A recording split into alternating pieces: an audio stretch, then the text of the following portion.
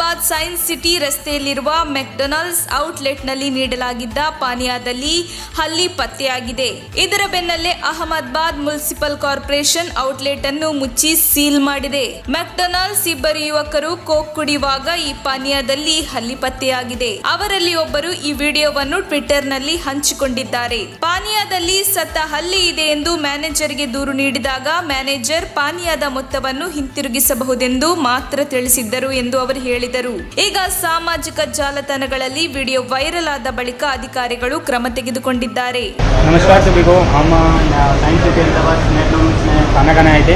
हमने 2 burger order किए थे जिसमें कोक में चिपकली आई है और हमारे साथी भार्गव भाई ने इनको 2 गुट पिया और थोड़ा शेक किया तो चिपकली नीचे से ऊपर आ गई है.